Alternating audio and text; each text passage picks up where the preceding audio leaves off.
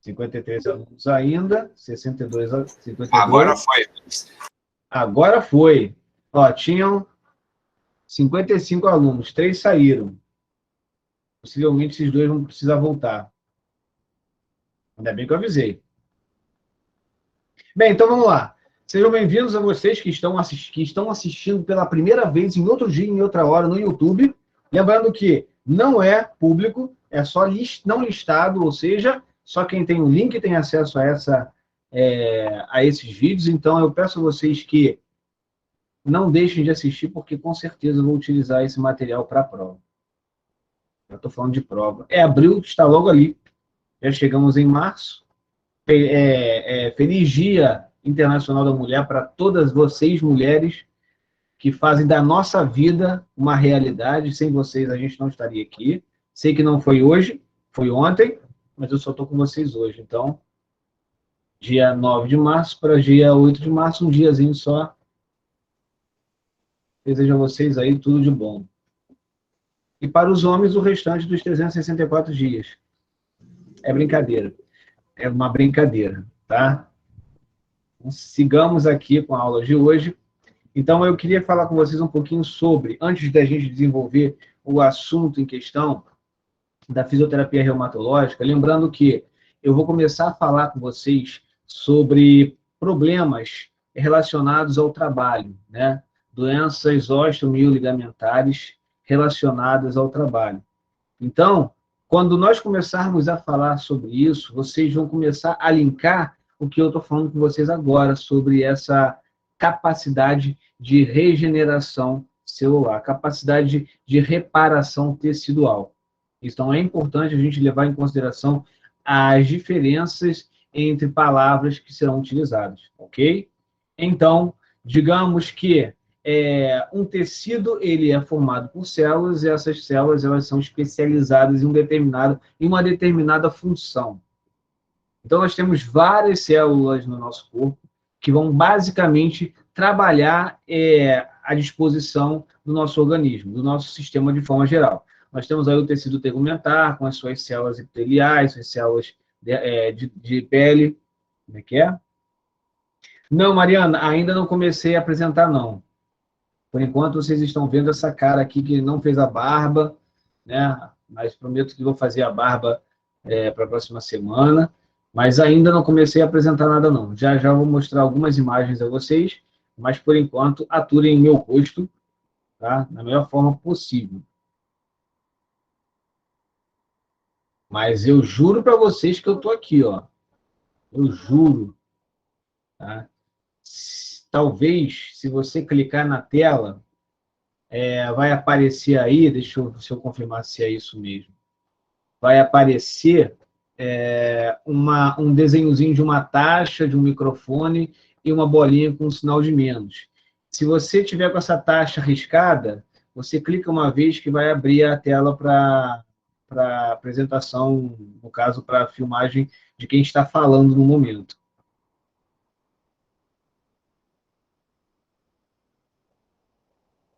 Todo mundo está com problema na visualização do... Eu tô te vendo tranquilão, professor, com a blusa do Vasco. Você tá de brincadeira que é do Vasco, né? Tem alguma coisa errada mesmo. Não, tô te vendo, tá tranquilo. Pô, se for o Vasco, me avisa que eu derrubo agora e tento pintar de verde, de vermelho. Tá ok aqui. Tá? Tranquilo? Tá tudo tranquilo aqui. Azul. Blusa azul, blusa azul. Isso aí, não é Vasco não, hein, gente? Qual é? Vasco. Tirou aquele fio que tava pendurado na prateleira semana passada. Ah, percebeu, né? Tava na semana passada, é isso aí. Tirei. Muito boa observação. Muito boa observação. Adorei. É isso aí, Mariana. Então, já que está me vendo, vamos para o ataque. Galera, eu preciso que vocês entendam o seguinte. Quando a gente fala de lesão tecidual, obviamente a gente tem que levar em consideração que uma lesão ela precisa ser, de alguma forma, reparada, certo? Então, pensa o seguinte comigo, gente. Quando a gente fala de reparação tecidual, tecido vivo, tecido orgânico, o que vocês podem entender? O que vem à mente de vocês quando a gente fala de reparação de tecido orgânico? A minha mente vem multiplicação de células que para cobrir uma região que foi cortada, extirpada. Perfeito. E para isso existe um nome, tá, gente? Para isso tem um nome, tá? Então, obviamente que a reparação tecidual também é a multiplicação das células, né, também chamada de mitose, para que seja substituído aquela região onde sofreu algum tipo de afecção, algum tipo de injúria, lesão, tá? Então, agora, em vez de explicar o que seria essa regeneração, eu preciso de uma palavra, na verdade duas, mas eu quero uma palavra de pelo menos umas 5 ou 6 pessoas aí. Na minha cabeça vem reconstrução. Reconstrução, uma palavra. Show, Karine? Karina? Show. Mais alguém?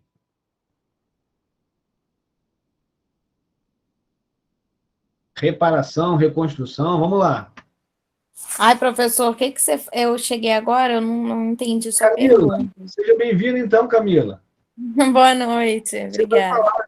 Eu falei aqui sobre regeneração, regeneração não, eu falei sobre reparação tecidual. E aí eu pedi para algumas pessoas falarem uma palavra, né? E aí houve aí, a Camila apareceu e falou sobre reconstrução, e agora você, Camila, pode falar sobre uma outra palavra.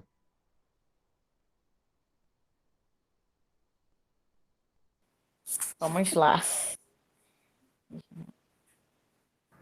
Processo cicatricial? Nossa, eu ia falar cicatrização. Perfeito, perfeito. Valendo para os dois. Alex, eu só não vale mais para você porque eu pedi apenas uma palavra e você usou 2 palavras como uma expressão. Cicatrização, Camila? Perfeito, beleza. Agora só falta mais uma palavra que está aqui na minha mente para vocês conseguirem me ajudar. Então, aí, Renovação, professor? Renovação? É. Renovação é uma palavra bonita. É uma palavra bonita. Gostei, tá, Renis? Gostei. Não é ela, não, mas eu gostei dessa palavra, renovação. Quem pode se inspirar na Renis e falar a palavra que eu estou pensando aqui? Reposição. Reposição, JIT. E, Marcel, não ouvi. Substituição. Substituição, renovação, reposição, substituição, são sinonímias muito bonitas em relação ao que o GT explicou lá no início. Multiplicação, beleza. Mas ainda não é a palavra que está aqui, ó. Se inspirem na Renis, ela quase falou. Reparação. Reparação. Reparação. Eu usei essa palavra, Karina. Reabilitação? Reabilitação é algo muito mais profundo que isso, tá ligado a... Opa, tem delay. Delay. Tá, voltou. Tá ligado mais a gente conseguir restabelecer funções já de um tecido que já esteja em uma condição cicatrizada ou numa condição... Pontinho. A palavra que eu quero é essa. Cicatrização não, né, mestre? Então, cicatrização, Camila já falou. E Alex também. Alex falou sobre processo cicatricial. E a Camila falou sobre cicatrização, que é um tipo de reparação tecidual, tá? Regeneração? Beleza.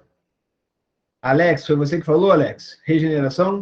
Mas você já tinha falado regeneração no começo e depois falou um ops e mudou de palavra aí, professor. Foi mesmo, Alex? Arthur? Foi, pô. Eu juro que eu não prestei atenção, me perdoe, tá? Foi, pô. Por isso que eu nem... Tipo assim, você falou regeneração logo no comecinho e depois você deu um ops e falou reparação. E depois ficou aí no ar, pô. Aí ele falou reparação aí, tu falou ok, mas você tinha falado regeneração já. Me perdoe. Eu tinha falado regeneração como ato falho, né? Só estava esperando alguém falar isso novamente. Mas me perdoe se você falou, viu, Arthur? Tá valendo Não, aí. eu não falei não, foi você que falou, professor. Ah, mas ninguém me ouviu, só você, e você não falou. Eu não falei nada, quem falou foi o Alex. Eu falei, reparação, eu falei, regeneração, não, reparação e tal. Exatamente, pô. Ninguém percebeu. Mas Não, eu percebi e fiquei quieto. o cara é pra falar, tem que participar comigo aqui, É, cara. eu vou falar, tu já tinha falado.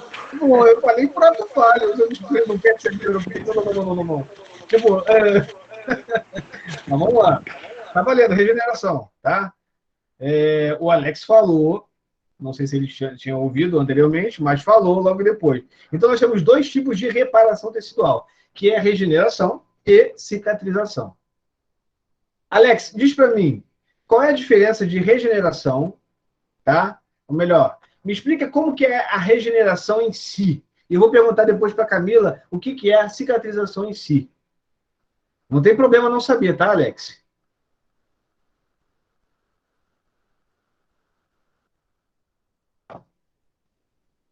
Professor, não vou saber te explicar, não. Posso até dar uma pesquisada, se você quiser. Não, sem pressa, calma aí, eu explico aqui. Caso alguém queira falar, eu até deixo, mas eu começo falando. Se alguém quiser me interromper para falar, beleza. Você não é obrigado a saber o que é regeneração, não, pelo amor de Deus. Né? Eu fiz essa pergunta para você, mas obviamente é só para que a bola não fique só na minha mão. Né? Durante todo o jogo, ficar segurando a bola por muito tempo, chutando a bola, correndo sozinho no campo, é complicado. Eu preciso que vocês fiquem tocando comigo aqui para eu não me cansar. Né? E, obviamente, para eu sentir que eu estou sendo acolhido por vocês e a atenção está sendo bem explorada. Né? Professor, Oi. vou chutar aqui. Eita, caralho, embolou. Seria o processo em que as células ainda estão se formando para poder regenerar toda a área que vai ser proposta. Só que as células ainda estão em formação e tudo mais. E a cicatrização seria um processo, na minha visão, seria o processo em que as células já teriam, tipo assim, se formado em toda a reposição celular, aonde seria preciso no caso, e a cicatrização seria quando já tivesse tudo completo de células e tudo mais, e nenhuma parte mais precisando ser reconstruída. Aí seria a parte da cicatrização, para depois a derme, a pele, tudo poder se regenerar e a lesão desaparecer, ficar curado, no caso. Na minha Então, vamos lá. concepção aqui. Seria a cicatrização a formação de novo tecido no local de onde tinha uma lesão? Sim. Vamos fazer o seguinte. Arthur, eu acredito que o seu microfone esteja muito alto. Se você puder baixar um pouquinho só.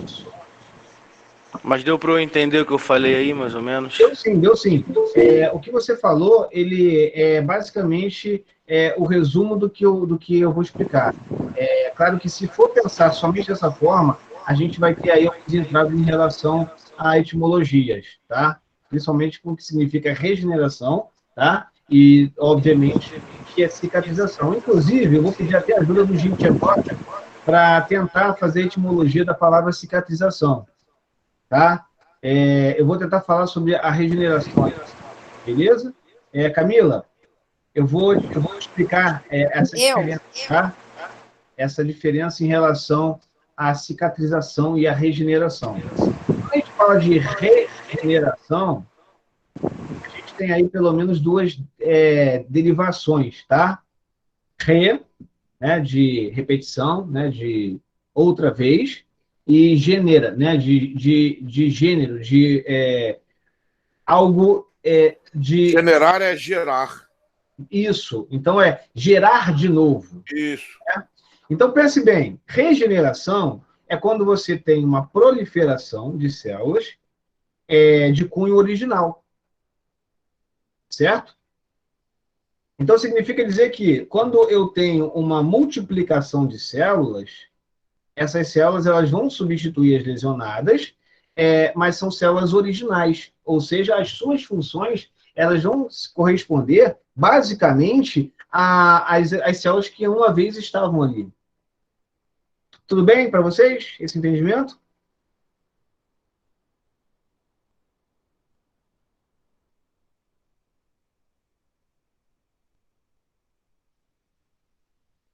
Tudo bem. Então vamos lá. Regeneração, gente, é tornar novamente, é gerar novamente, é fazer novamente. Tá? Então isso é regenerar. Tá? Então é gerar de novo. E quando a gente fala de gerar de novo, nós estamos falando de gerar outra vez, de fazer igual ao anterior.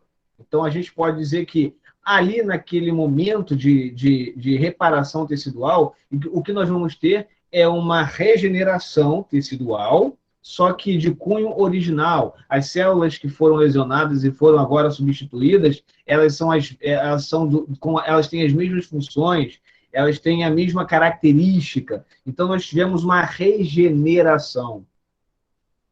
Tudo bem, galera?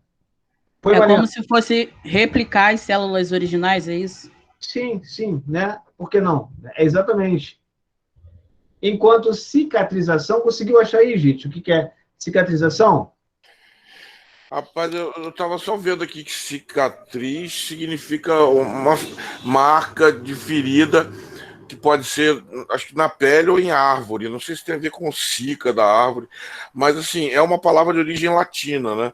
E geralmente o que ajuda mais na área de saúde são as palavras de origem grega, né? Que são meio desconhecidas para gente. Porque cicatriz é uma palavra assim, do latim, então ela é mais comum do nosso conhecimento, né?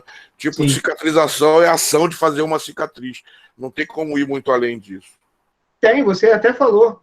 É a ação de fazer uma marca. É, pode ser. Ou seja, se fez uma marca, não houve uma regeneração, houve uma replicação, né, uma substituição de tecido, porém não o mesmo tecido, porque ali ficou diferente. Ah, entendi. Então você está querendo, pelo significado da palavra, estabelecer a diferença de regeneração tecidual e cicatrização, né? Exatamente. Eu acredito que vocês entendendo que a palavra de fato qual é a etimologia da palavra, independente dela ser latim ou dela ser grega, eu acredito que vocês entendendo a origem, né, da palavra, fica muito mais fácil para vocês armazenarem essa informação. Então, quando você chegar lá na frente e ouvir falar sobre regeneração, você fala de uma pessoa ou de um tecido que gerou novamente a sua raiz, né? A sua origem. Já a cicatrização, você teve uma geração ali de tecido, né, de células, mas não as mesmas células que não têm a mesma característica e, obviamente, não apresentam as mesmas funções. Tudo bem? Ajudou mesmo a estabelecer, né, a diferença de um tecido estar regenerado e que está cicatrizado. Então, por aí, a gente começa a entender o que a gente vai ter durante o processo de reparação tecidual. E eu acredito que seja muito importante a gente estabelecer isso mais para frente. Porque, às vezes, a gente acha que uma lesão numa região específica, ela vai ser totalmente regenerada. Mas, às vezes, ela pode apresentar alterações por conta da sua característica e por conta da sua filogênese, vamos dizer assim, da origem, né, dessa célula em si. Isso que você está falando aí teria a ver com aquele lance, por exemplo, quando você destrói um pouco de tecido muscular, não sei. Enfim, algumas regiões onde você precisa recriar fibras, e aí depende de uma fisioterapia para alinhar as fibras, né? Que a gente estava vendo isso há um ano atrás, não sei se era com o André, eu esqueci o nome do professor. Gabriel? Aí ele falou... Não. Então aí ele falou... ele falou muito desse lance, que com a atividade você consegue realinhar as fibras, né? Se não tiver atividade, aquilo ali se multiplica desordenadamente, aí acaba sendo tipo uma cicatriz, né? Aí você conseguir realinhar ou não as fibras, né, de colágeno e tal, estabeleceria essa diferença entre estar cicatrizando ou regenerando, né? Aham. E faz muito sentido o que você falou, tá? Tem muito a ver. É claro que o que você falou vai além, né, do início, né, dessa discussão. Mas eu vou acabar chegando aí, não tem jeito. Eu vou acabar chegando aonde você quis. E é justamente aonde nós vamos prender muito mais a nossa atenção. Como a gente fala sobre fisioterapia reumatológica, essa ação que o professor André, em Recursos Terapêuticos Manuais, determinou para vocês, é muito básico para toda a vida de vocês. Ou seja, entendendo o que ele falou, vocês vão conseguir pegar toda a bagagem em relação à regeneração e cicatrização, tá? Então, óbvio que depois do que a gente discutir aqui, você mesmo vai poder dizer para mim se aquele momento em que aquela célula, aquele tecido de ligamento ou de tendão, ele não está não está adequado, você pode me dizer se aquele é um tecido regenerado ou um tecido cicatrizado. Você mesmo pode dizer para mim. Você tem condições já, com um pouco que nós já discutimos sobre cicatriz e cicatrização e regeneração, você já tem como dizer para mim se esse tecido, onde tem as suas fibras desalinhadas, se isso é uma cicatriz ou se isso é um tecido já regenerado. Já dá para discutir isso.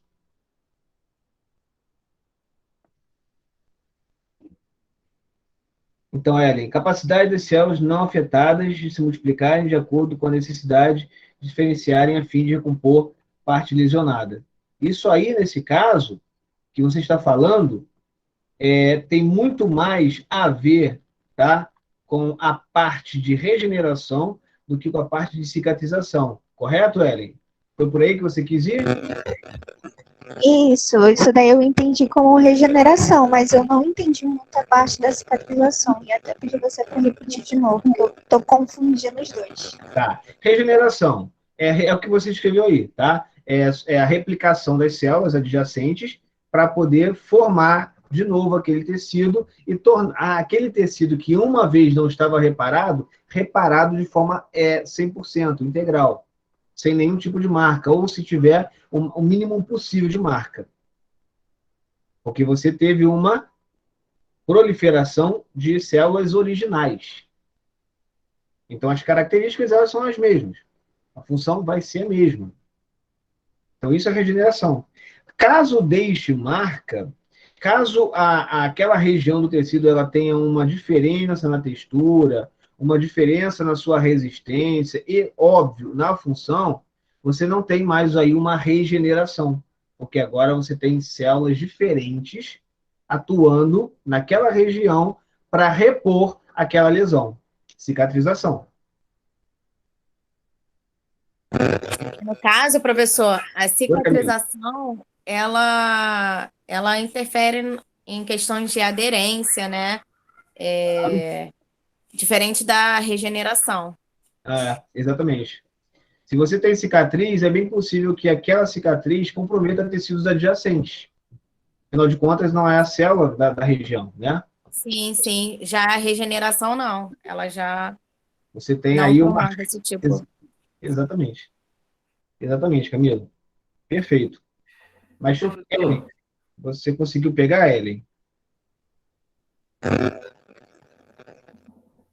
Desculpa, eu não te ouvi. Acredito que sim, né? Consegui. Tá, beleza. Emerson. Professor, tem aquela possibilidade da escama do peixe tilápia. Essa utilização para o tecido seria quando não há a cicatrização e nem regeneração?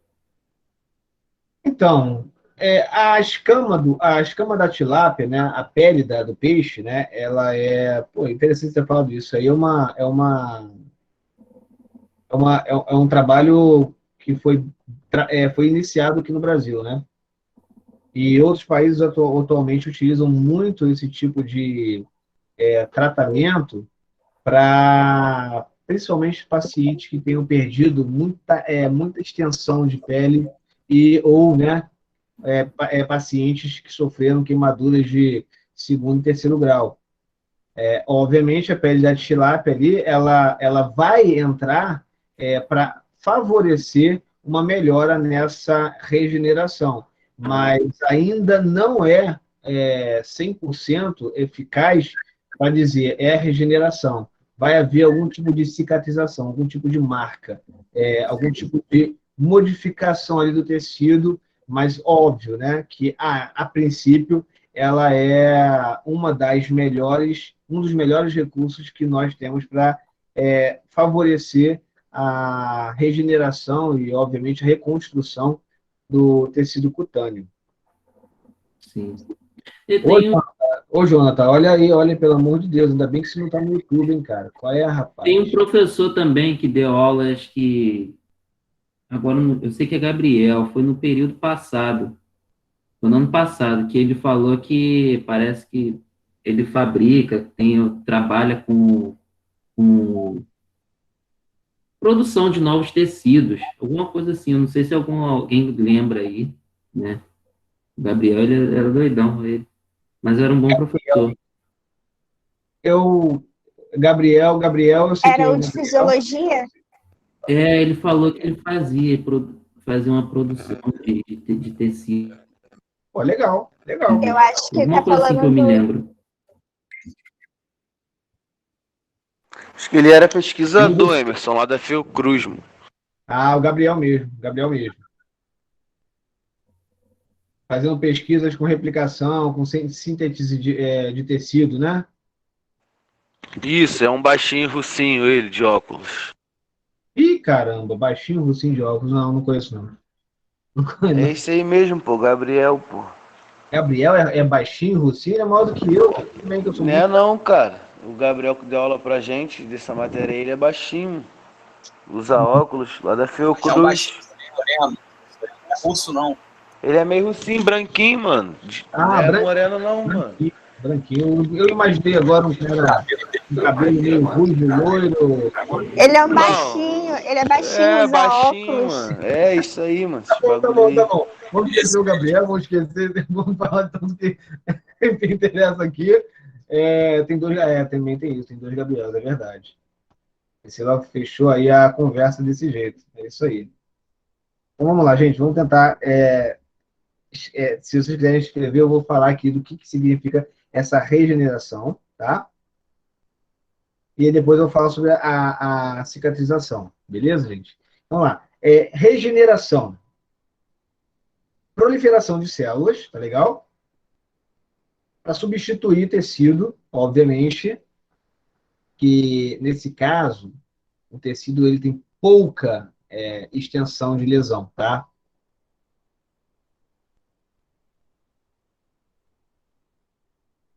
E normalmente ele é o tecido local, do tecido mesmo, a célula local, tá? Então vamos lá. Quando a gente fala então de regeneração, a gente fala exatamente de proliferação de células, em uma área com uma extensão de lesão pequena, né? Por exemplo, digamos que eu tenha feito um corte de estilete aqui na minha mão.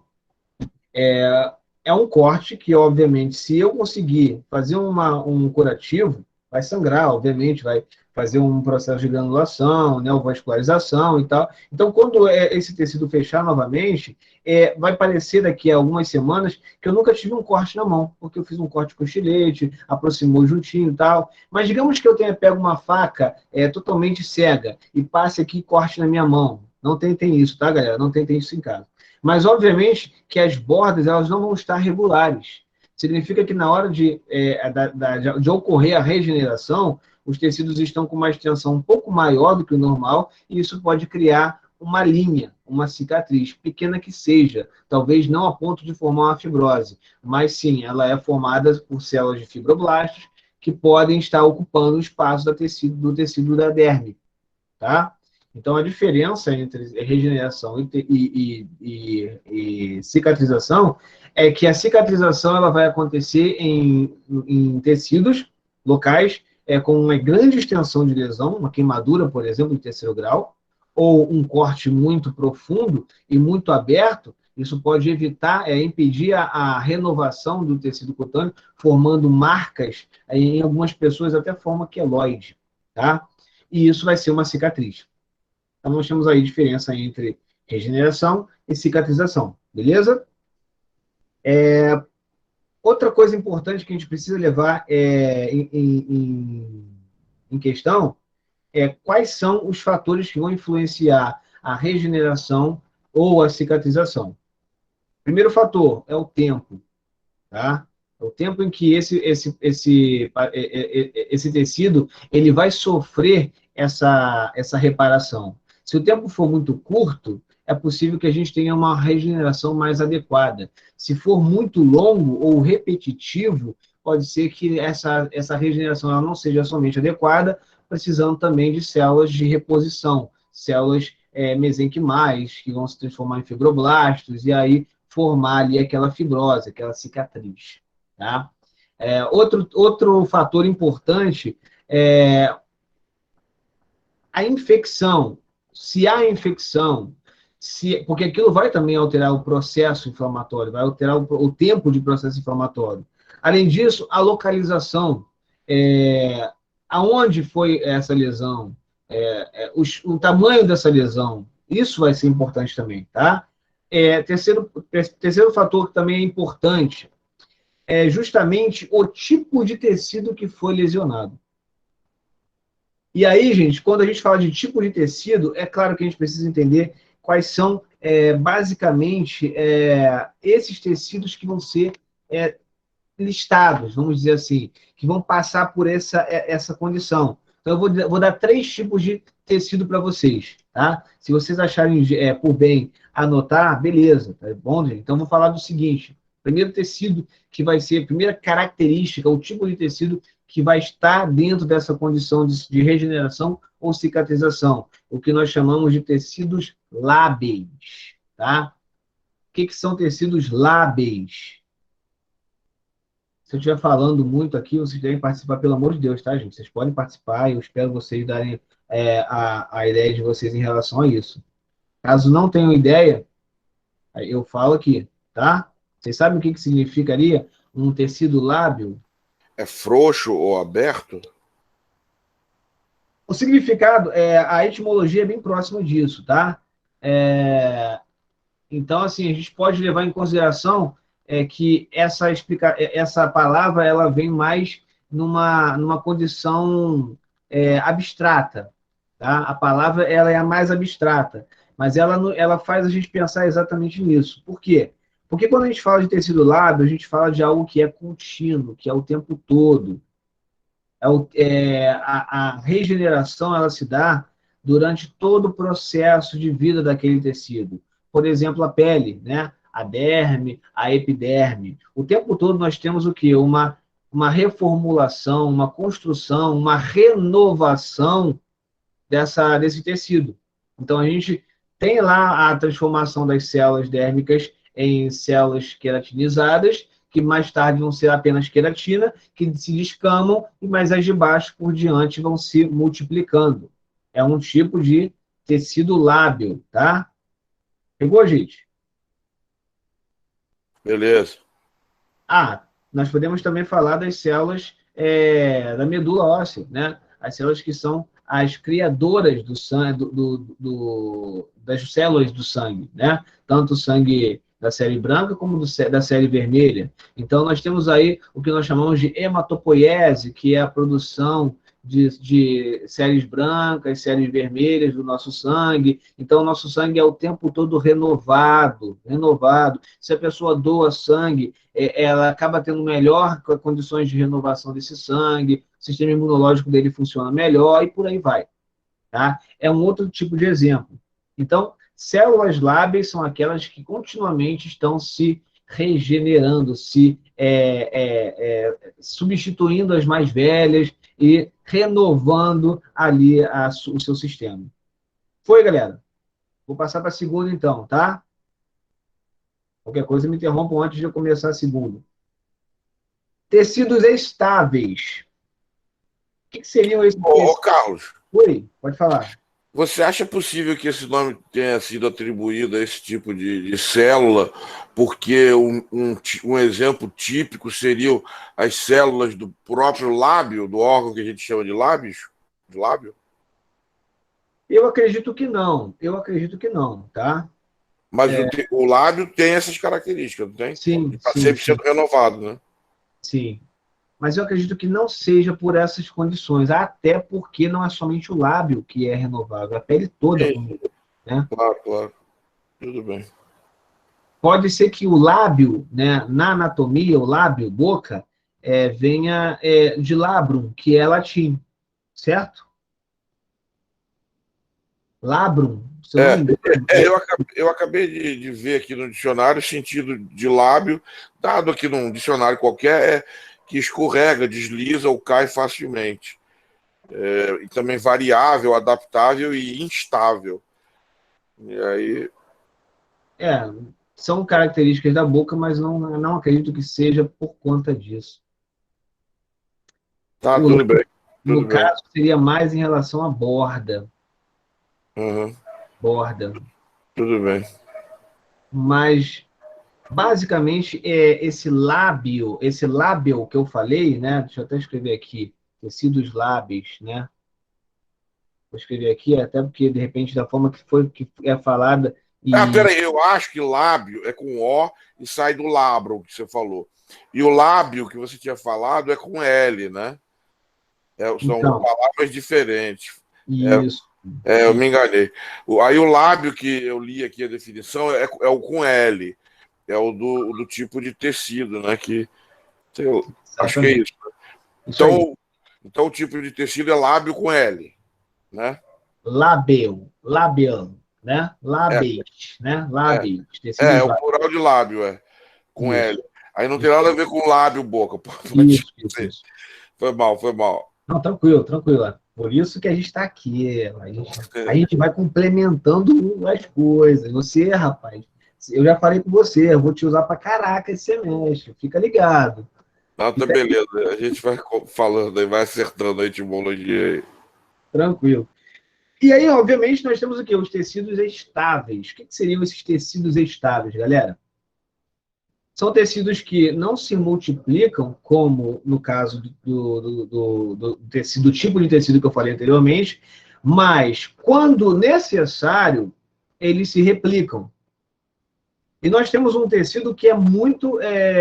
Nós já sabíamos que isso acontece muito, inclusive, isso permite até que a gente doe, né, parte desse tecido do nosso corpo para outra pessoa que necessite, porque ele vai se regenerar. Então, a partir do momento que ele não está necessitando de modificações, não sofre lesões, não sofre nenhum tipo de infecção, ele está ali funcionando e gerando a sua função. Mas a partir do momento que ele é lesionado ou parte dele é retirado, esse tecido ele tem capacidade de se regenerar. Como é o exemplo do fígado. Do fígado? Exatamente, Camila. Exatamente. Então, nós temos aí o fígado, que é um exemplo de tecido estável. Uma vez lesionado, ele se recupera, né? Quase que na sua integridade. Beleza. Show de bola. Tá? Outro tecido que ele vai se regenerar, caso seja necessário, é o tecido fibroso, né? Então, as células do tecido fibroso são os fibroblastos, ou até mesmo os miofibroblastos, tá? São células que se replicam em necessidades, não necessariamente no tecido de origem, mas eles podem se replicar, ok? Exemplo, nas cicatrizes.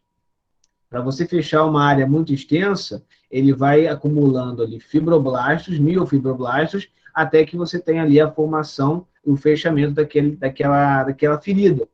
Então, ali, aquele fibroblasto, apesar de não ser o tecido original, ele permite que você tenha o fechamento daquele tecido. Uma lesão de tendão, uma lesão de ligamento que não seja totalmente, né, não seja completa, vai agregar valores ali de fibroblastos, talvez não alinhados, como foi falado principalmente pelo JIT, e isso vai permitir que haja essa formação tecidual. É estável, porque só vai se multiplicar quando há necessidade desse tecido gerar essa ação. Tá tudo bem, galera? Tudo bem. Tranquilo, então. Outro tecido, né, que vai ser estável, numa lesão ele pode se reformular,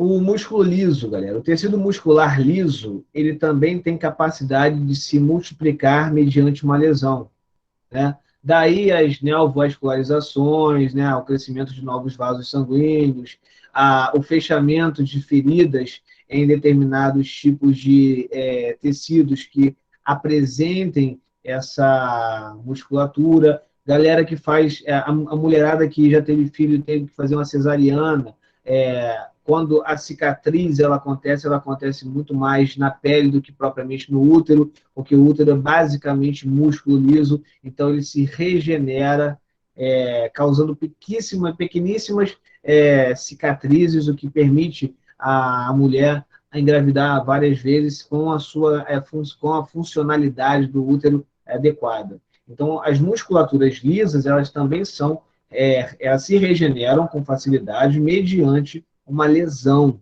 né? Ou mediante algum tipo de injúria naquele tecido. Beleza, galera? Então, basicamente, nós temos aí fígado, nós temos aí os fibroblastos, né? Tecido fibroso, e o tecido muscular liso. Eles são estáveis, eles se regeneram de acordo com a necessidade, ok? Conseguiram diferenciar lábeis de quiescentes ou estáveis?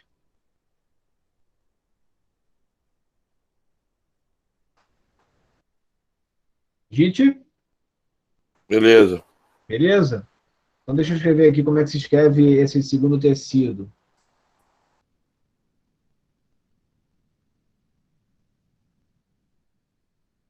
Vê se foi aí.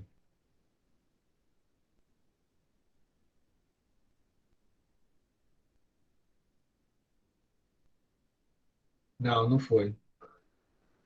Isso, estáveis ou quiescentes, tá, gente? Como eu acabei de escrever para vocês aí, tá? Dessa forma aí. Então, são tecidos que só se multiplicam, só se regeneram mediante a sua condição de necessidade. Uma lesão no músculo liso, uma lesão a nível mais profundo, onde os fibroblastos se multiplicam, uma lesão do fígado, onde você tem ali uma regeneração do tecido, uma doação de parte do tecido, por exemplo, do fígado, entre outros. Tá? Como a Camila bem explicou, bem falou. Beleza, galera? E aí nós vamos para o outro tipo de tecido, que é o permanente. Legal, galera? Então, o permanente é aquele que, óbvio, não é lábil, né? E muito menos quiescente.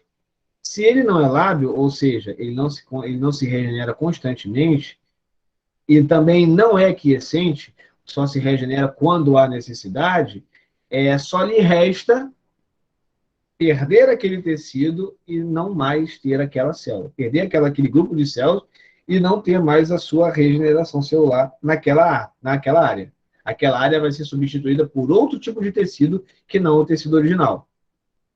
Tá? Nós chamamos isso de tecidos estáveis. E eu vou dar um exemplo para vocês de tecido estável, e depois vocês podem me dar pelo menos mais um exemplo aí de tecido estável. Ok? Eu vou dar o exemplo de um neurônio.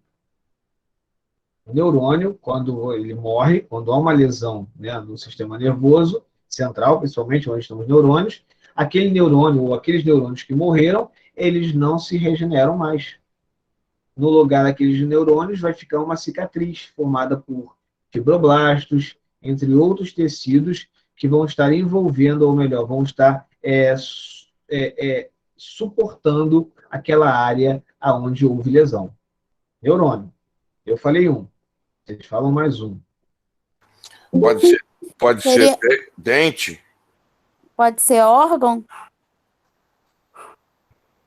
Pode, na verdade né? Se a gente for levar em consideração o que órgão significa, a gente pode dizer com certeza, até porque o neurônio o cérebro, ele é um órgão, né? Então, uma vez que você tem uma lesão no tecido cerebral, nos neurônios, você ali, naquele órgão ali, você vai ter uma cicatrização, você não tem mais a regeneração daquela célula, daquelas células. Então, sim, podemos considerar que No sim. estômago, né? Não existe a regeneração do estômago. O estômago ele ele tem uma camada epitelial também, né? Então, toda camada epitelial ele tem uma certa regeneração. né? Mas um Obviamente... pedaço dele. Oi? Retirando um pedaço dele. Ele até tem condições de se regenerar em necessidade. Por exemplo, você está falando de uma diminuição do tamanho, né? Para que a Isso, pessoa... isso. né? Então, o que acontece? Você tira parte dele e já junta as outras partes. Então, você consegue a regeneração Isso. do estômago, mas ele não vai crescer mais porque ele já conseguiu fechar. Ele até Entendi. pode aumentar de tamanho em detrimento das tensões exercidas contra ele. Por exemplo, a pessoa fez ali a cirurgia, mas continua metendo o pé na jaca, comendo É o seco. exemplo da bariátrica, que reduz, né? Junta, mas conforme a pessoa vai comendo e muito, vai dilatando, no caso. Exatamente. Então, ele vai se multiplicando por conta da necessidade física, tensão física. Então, basicamente é isso que você falou. Entendi.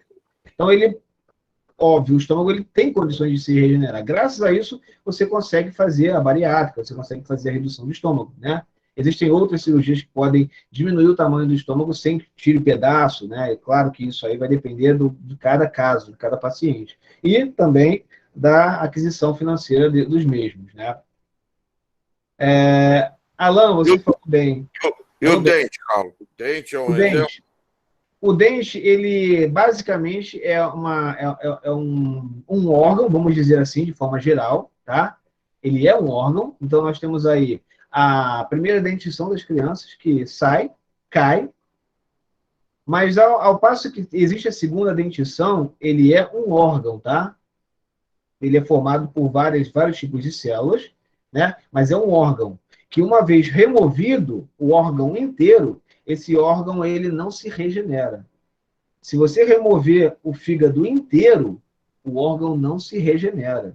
Se você mover, apesar de você pegar parte do fígado e ter regeneração, beleza. Mas se você tira o fígado inteiro, não existe células para serem multiplicadas uma vez que o fígado inteiro saiu.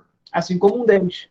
Não, eu sei, mas a minha pergunta é, tirando uma parte do dente, isso que foi removido não vai se regenerar, né, como tecido. Pois é isso que eu quero tentar entender. Quando você fala tirar uma parte do dente, o que você quer dizer? Quebrar um pedaço do dente. Quebra uma não. ponta do dente. Não. Aí não incide nesse caso que você está falando do terceiro tipo de tecido que não se regenera? Na verdade, ele vai apenas se modelar. Isso que eu ia perguntar. No caso, ele molda, conforme você falou da situação do estômago. Exatamente. Ele não vai ter mais aquela estrutura, porque no dente nós não temos tecido celular para isso. Então, a dentina, ela tem tecido celular, mas a camada de fora, ela é esmaltada. Essa camada esmaltada, se ela for removida, o que pode acontecer aí do esmalte fazer a sua remodelação, mas não conseguir reconstruir toda aquela estrutura. Porque ela já veio em uma condição anatômica específica. Então, quebrando uma parte do esmalte, ele só vai fechar ali, né, caso não seja muito grande, a região onde você teve aquela fratura, né, do dente. Mas em grande parte dos casos, você precisa tratar, fazer canal, porque atingindo a dentina, você pode atingir regiões mais profundas, né? O osso, Juan, ele é considerado um tecido quiescente, tá? Então, ele só vai se regenerar se for necessário. Uma fratura, por exemplo, né? O que no dente não aconteceria. Você quebrou um pedacinho, você não consegue colocar de volta, porque no dente, apesar de ser calcário, ele não tem uma formação de periósteo, não tem uma formação de osteoblastos nas regiões mais distantes do tecido do dente. Entendeu, gente? Entendi, mas então o dente não serve como resposta do que você queria. Que você queria um outro exemplo além de neurônio, né? Inclusive... Osso é quiescente. Osso é quiescente. E o dente, ele entra nessa classificação? O dente ele não vai ser quiescente, tá? Porque não existe ali tecido celular. Tá? Ele E não é é estrutura calcária. Ele não é tecido. Ele não é um tecido. É, só a parte só o centro dele que é. Ah, tá. E Toda você parte- quer um exemplo de um tecido que não se regenere. Que inclusive já foi respondido, né? O Alan, eu acho que foi Alan que falou aqui em cima, deixa eu ver se foi Alan. Foi Alan, ele falou. As musculaturas, no caso, você só não respondeu completo, né? Você não deu a resposta completa. As fibras musculares, nós temos 3 tipos, que são as fibras lisas, que nós já falamos que elas são quiescentes, e nós temos as estriadas, esqueléticas e cardíacas. Tanto a estriada esquelética quanto a estriada cardíaca, elas são permanentes. Uma vez que você perde aquela célula, você não tem a substituição daquela célula por outra célula muscular estriada, tá?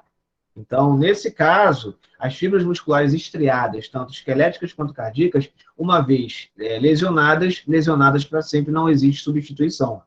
Bom? E tem aí... outro ou só tem esses 2?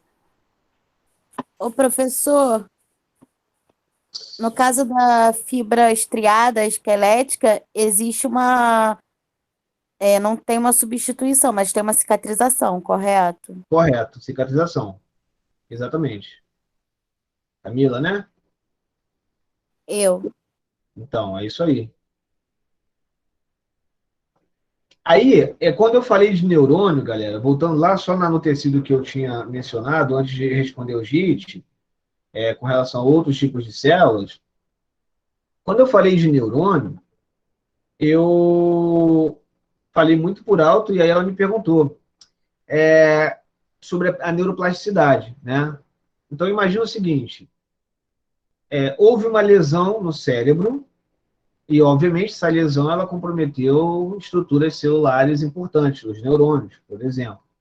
E naquela região, né, possivelmente, ela era responsável por uma determinada função, seja função motora, seja uma função associativa, seja uma função de modulação, uma função sensitiva, não sei. Qualquer área do nosso cérebro tem uma função diferente, são funções diferentes.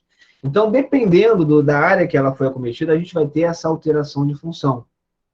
E aí sim, o que seria a plasticidade neural, ou por outra, a neuroplasticidade? É quando o tecido em si, o sistema de uma forma geral, ele se acomoda para realizar uma função. Isso acontece de forma eficiente? Talvez não, mas eficaz, até certo ponto. Né? Por exemplo, digamos que existe uma região onde a informação ela não passa mais por conta dessa lesão. Então, existem as células adjacentes que podem formar uma ponte e fazer ali um caminho diferente. Olha só, você mudou a forma de caminho para ela passar o quê?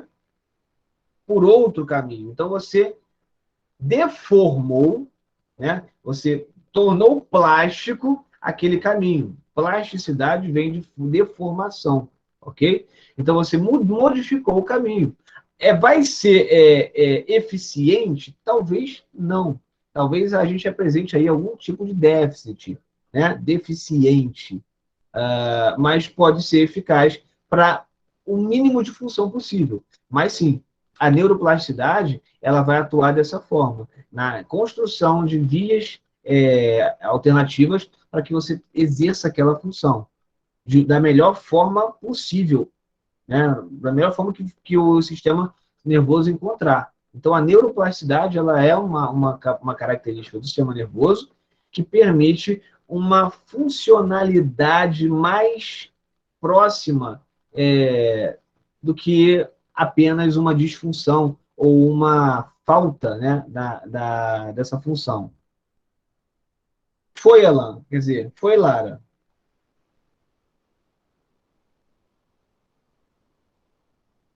Show de bola. E aí, gente? Nada, tamo junto.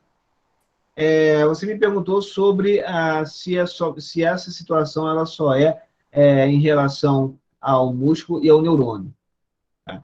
Sim, na verdade, a gente vai apresentar essa grande relação de inviabilidade de regeneração desses dois tecidos, muscular e nervoso.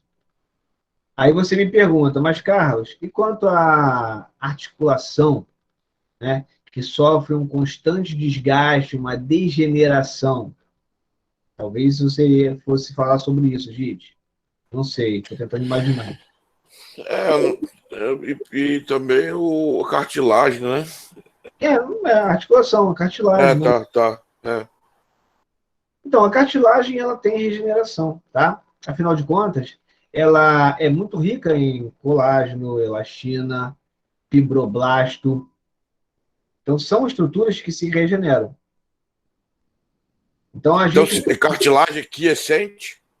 É uma estrutura quiescente, é um tecido quiescente. E qual é o nome desse terceiro tipo aí de tecido? Estável. Neurônio. Estável. Tá, estável. Então é lábio, quiescente e estável. Isso. Os três tipos. Por que eu não falei de cartilagem, Gite? Existe um motivo para eu não ter falado sobre isso. Porque até o momento, eu só expliquei para vocês como que funciona a regeneração, ou melhor, a reparação dos tecidos vasculares. Então, a gente falou sobre os tecidos vasculares aí, a começar pelos epitélios, né? A pele é vascularizada. Nós falamos aí, óbvio, né? A medula óssea é da onde vem o sangue, então, assim, basicamente, sangue, vascularização, então, é vascular. Nós também falamos sobre as musculaturas lisas, necessita de vascularização. Aonde tem músculo liso, tem vascularização. Aí depois fomos para as quiescentes vasculares. Falamos sobre o fígado, né? Falamos sobre os fibroblastos, que vão apresentar tanto em tecidos vasculares quanto avasculares. Mas, né, já que apresentamos vasculares, também falamos sobre eles. Falamos sobre os tecidos ósseos, inclusive quem acrescentou o tecido ósseo aí foi o Juan. Então, a participação dele foi importante para isso. Tá? Então, ele falou sobre a estrutura óssea, que, obviamente, mediante uma fratura, você tem ali a reparação, uma regeneração, em grande parte das vezes uma cicatrização. O calo ósseo não deixa de ser uma cicatrização, que pode ir sumindo aos pouquinhos, quiescente, de qualquer forma. E aí, quando falamos dos tecidos estáveis, vasculares, nós falamos dos tecidos neurológicos, no caso, os neurônios, e falamos também dos tecidos musculares, que são vasculares. Agora, quando falarmos sobre os avasculares, a gente fala dos tecidos, por exemplo, o tendão, falamos sobre as articulações sinoviais, falamos aí sobre os ligamentos, que são tecidos avasculares. E aí, eles são ricos em fibroblastos também, colágeno, elastina. Então, é uma matriz celular que ela tem uma capacidade de regeneração, mas são avasculares, o que acaba tornando dubitável o pensamento em relação a uma estrutura quiescente, uma condição de regeneração. E eu vou explicar o que... E, obviamente, que eu expliquei rapidamente para vocês na semana passada, mas eu vou explicar para vocês de uma forma um pouco mais organizada hoje. Tudo aquilo que hoje, gente, pode falar. E a gente pode dizer que esses avasculares se regeneram só de microdestruições, mas se houver uma ruptura abrupta, aí não se regenera mais? Pois é, gente. Na verdade... o grande problema vamos pensar em lesões, em pequenas lesões, que é o que acontece o tempo todo quando nós utilizamos as articulações, né? Isso.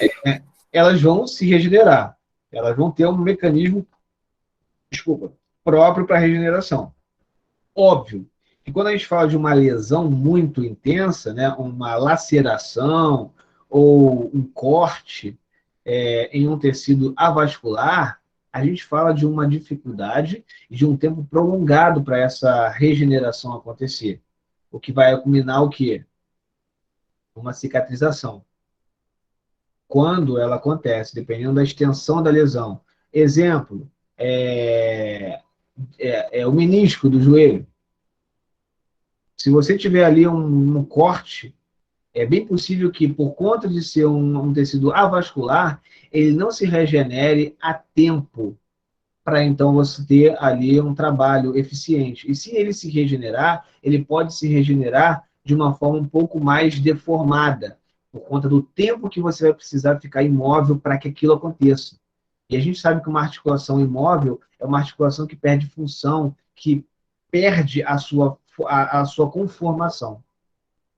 Então, observe quais são as dificuldades encontradas por um tecido cartilaginoso, por exemplo, para se regenerar. Não é por conta dele não possuir essa capacidade, é porque o fato dele não ter uma vascularização adequada, ou melhor, não ter vascularização, impede que a sua regeneração aconteça de forma boa, eficiente, ótima, vamos dizer assim. Dentro do tecido cartilaginoso, a gente precisa evitar ao máximo lesões importantes, tanto que é uma das estruturas mais protegidas do nosso corpo. Além de estar entre estruturas ósseas, ela está entre cápsulas, entre ligamentos, envolto em um líquido lubrificante que impede que haja lesão. E quando há lesão, a regeneração ela se torna deficitária por conta da baixa vascularização, ou nenhuma vascularização, vamos dizer assim. Gente, fui bem na resposta? Tá entendido perfeitamente. Tranquilo, então. Qualquer coisa, Valeu. podem me questionar. Não entendi. Repete de outra forma, porque dessa forma não vai rolar. Me explica de novo, de uma forma bonitinha, porque tá difícil de compreender. Tá? Então, vocês podem fazer isso. Tá legal? Professor, Alguém falou alguma coisa aqui. Vamos ver aqui. Oi, professor. Oi, Mariana. Fala aí. Os 3 tipos, então, lábeis, o quiescente e os estáveis. Isso aí. Ah, tá. Tá bom, obrigada. Eu tô com dúvida nisso. O quiescente, ele já é estável, né? Não. Vamos lá. Eu não sei se sim ou não. Na verdade, eu nem ouvi você falar direito. Seu microfone não tá legal. Vamos lá, devagar, Ellen. Eu estava pensando que quiescente era a mesma coisa de estável. Eu estava contando do lábio, Eu entendi o que você falou. e tecido permanente. O quiescente e estável é a mesma coisa ou são coisas diferentes? Quiescente e estável é a mesma coisa. Permanente é o terceiro tipo, tá? Então, tá. Não, é porque eu tô vendo gente falando que tem tecido lábio, tecido quiescente e tecido estável. Só que pra mim, quiescente e estável é a mesma coisa. E tem o permanente, que é o terceiro. É isso que eu tava na dúvida. Então, eu também tinha Exatamente, repetiram isso várias vezes. Então, vamos lá. Na verdade, nós temos 3 tipos. Primeiro tipo, lábio, ok? Segundo, quiescente. E terceiro, permanente. Sinônimo de quiescente, estável. Isso, melhorou agora tirou a dúvida.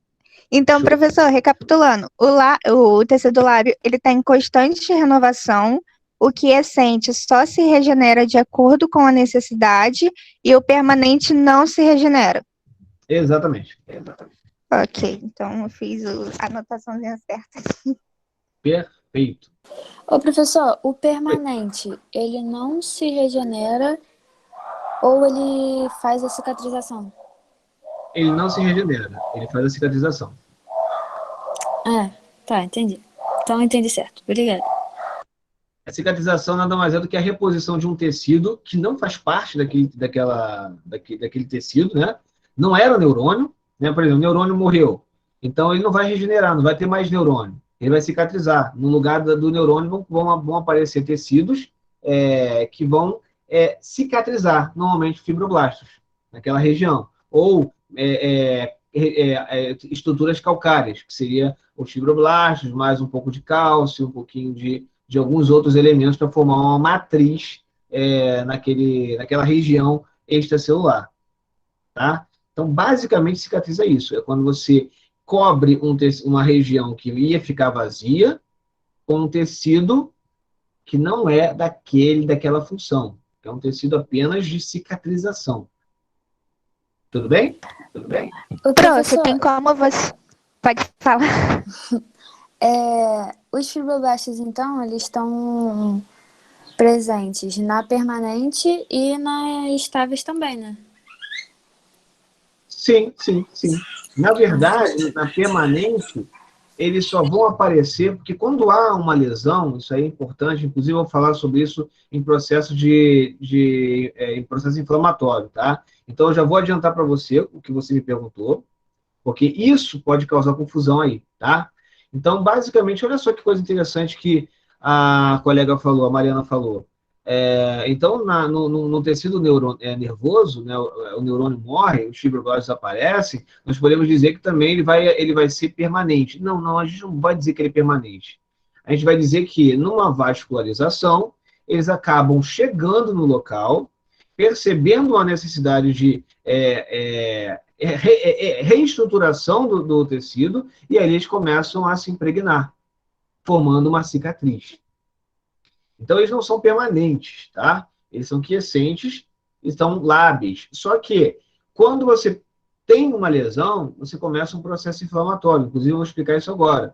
E quando você tem um processo inflamatório, alguns sinalizadores vão mostrar a necessidade de enzimas no local, de células que vão fagocitar as outras que estão ali adjacentes, morrendo, por exemplo, células-tronco, mesenquimais, que vão chegar no local e vão perceber a necessidade de gerarem ali uma diferenciação, se transformando, em grande parte das vezes, em miofibroblastos ou fibroblastos, que é um tecido não somente lábil, né, como também é um tecido quiescente, mas não é um tecido permanente. Mariana, você entendeu o que eu quis dizer? Eu vou explicar o que é a inflamação, tá?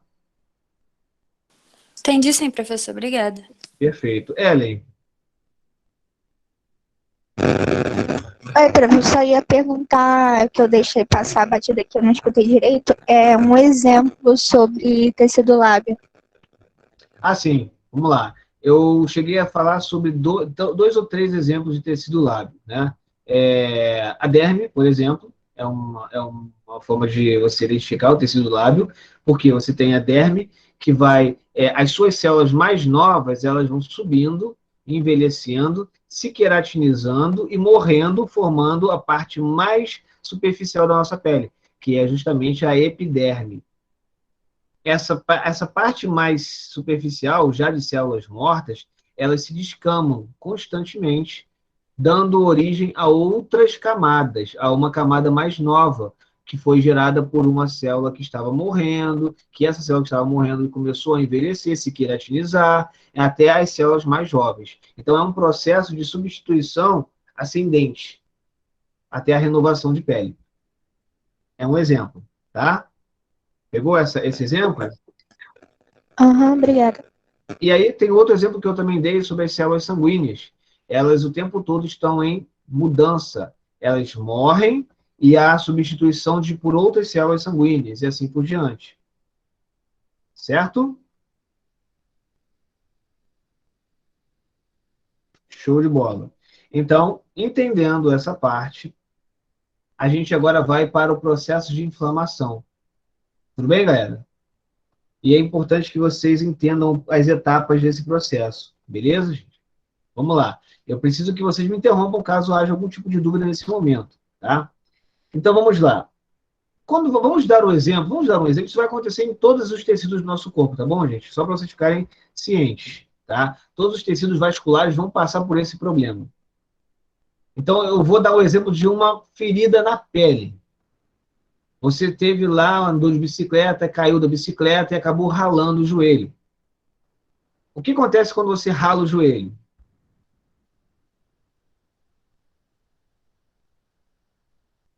Ralação faz perder célula, né? Isso, você perdeu célula, obviamente. Vamos dizer que foi um ralado suave, né? Nada que deixe marca, né? Mas, vamos dar um exemplo, né? Ralou. O que aconteceu ali? Perdeu célula, beleza. Mas, olhando o que... Quando você olha para o ferimento, o que começa a acontecer com aquele ferimento? Sangramento superficial. Um sangramento superficial. Então, esse sangramento ele vai começar a gerar, então, uma ação, né, na pele. Então, o sangue pode vir a escorrer, ou dependendo do fator de coagulação do paciente, do indivíduo, esse sangue ele pode vir a secar rapidamente. Então, durante o sangramento, nós vamos ter uma etapa muito importante, que é a etapa de coagulação. Essa etapa de coagulação ela vai acontecer por conta de alguns elementos do sangue. Por exemplo, as plaquetas. Atualmente, a gente sabe que as plaquetas elas não servem apenas para coagular. Tá? As plaquetas elas têm uma função importante na analgesia do paciente, do indivíduo, assim como também na sinalização de regeneração celular. Então, as plaquetas elas são importantes por isso. Então, quando você tem a primeira etapa de coagulação, é quando você tem ali o fechamento dos vasos que foram lesionados, e aí aquela coagulação, ela participa, inicia um processo já inflamatório. Esse processo inflamatório, ele vai dar origem a uma outra forma de etapa, que é a etapa de granulação. O que vem a ser a etapa de granulação? Isso num processo inflamatório, tá, gente? A minha câmera sumiu. Não, voltou. O processo de câmera. O processo de granulação, o que seria esse processo de granulação? Seria quando haveria a presença de plaquetas no local, já como dito na coagulação. Iria começar um processo de neovascularização, ou seja, uma revascularização do local. Iria aparecer no local algumas células que vão fagocitar células, partes, né, fragmentos das células lesionadas, assim como agentes infecciosos pelo contato dessa lesão. E a partir daí, você iria iniciar um aumento da temperatura do paciente, a região ia ficar com uma circulação maior, por isso ela ia ficar mais ruborizada, né? Ia gerar uma hiperemia, que é uma vermelhidão no local, a dor ela ia aumentar, alguns edemas, né, de intestício iam poder estar presentes por conta desse processo inflamatório no momento dessa etapa de granulação. Tá? Então, vamos lá. Caso eu esteja embolando aí, vocês me avisem, beleza? Óbvio que se o tecido ele for capaz de se regenerar, vai acontecer essa regeneração. Uma reepitelização, por exemplo, na pele. Tá? E aí nós vamos para uma outra etapa. Né? E essa etapa, basicamente, ela vai levar em consideração a presença de células como os miofibroblastos. Os miofibroblastos eles vão apresentar uma característica um pouco diferente dos fibroblastos. Essa característica é uma característica de retração. Então, esses miofibroblastos eles se apegam a essa região, começam a aproximar as bordas lesionadas para mais perto, com uma retração. Isso vai acontecer não somente nas regenerações, né, como também nas cicatrizações. Nas cicatrizações, isso vai acontecer com grande abundância. Até que você tenha ali um remodelamento celular. Se for um ralado superficial, basicamente é uma casquinha, uma semana, 2 semanas, você já não tem mais a marca ali no local. Se for um ralado mais profundo, pode ser que ela dure um pouco mais do que 2 semanas e possivelmente haverá marca, haverá presença de fibroblastos nos locais que não vão sair. né? Algumas pessoas já devem ter se machucado já há muito tempo e devem ter algum tipo de cicatriz para mostrar que isso é uma verdade. Outras nunca se machucaram. Isso aí pode ser porque a pessoa era muito bem cuidada ou não foi criança ainda, mas ainda dá tempo. Ok? Galera, ao passo que isso acontece, haverá uma produção de colágeno do tipo 3, beleza? Moléculas, né, responsáveis pela formação do tecido conjuntivo, tá? Da matriz do tecido conjuntivo. E esse colágeno do tipo 3, ele é muito maleável, ele é muito frouxo. Então, ele vai estar ali para começar a fechar a estrutura, mas ao passo em que a estrutura ela vai se renovando, aquele colágeno ele se torna mais resistente. Então, ele passa a ser um colágeno do tipo 1, permitindo ali uma maior resistência àquele tecido lesionado, que pode se acelerar ou aumentar devido ao tamanho da sua lesão, trazendo aí marcas cicatriciais, só que são mais resistentes, como se fosse um calo, né? Tudo bem, galera?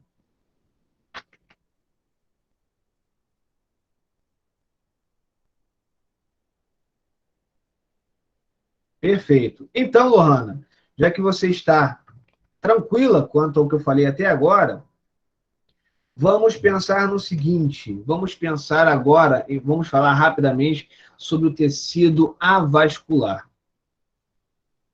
Se é avascular, ele tem ausência de vascularização. Tudo bem? A ausência de vascularização. Significa dizer que naquele tecido não chega sangue. Isso ficou complexo, né? Vamos aí. As células, elas dependem de oxigênio, dependem de glicose, dependem de energia, dependem de excretar os seus dejetos metabólicos. Como é que, sem a circulação, isso vai acontecer? É possível que alguém não tenha pensado nisso.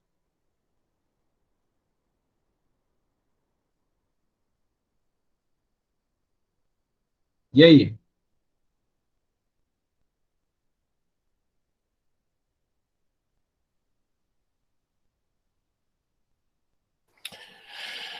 Eu acredito primeiro que não haja muita produção de dejetos metabólicos nesse tipo de tecido.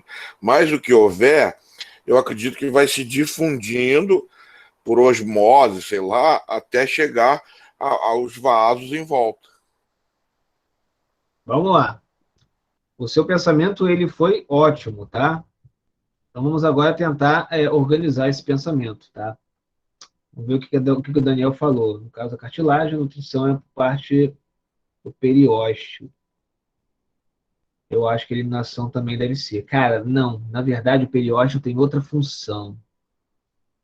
O periósteo ele vai ser responsável pela formação e pela conformação do tecido ósseo, assim como também inervação, entre outros aspectos. Ele vai formar também células para o tecido ósseo, mas ele não é responsável por criação de condroblasto nas articulações. Isso vai acontecer de outra forma, tá? Até porque o periósteo, ele não fica subjacente às cartilagens hialinas. O periósteo, ele vai apenas aonde começa, ele termina aonde começa a cartilagem hialina. Eu não sei se eu fui claro, Daniel.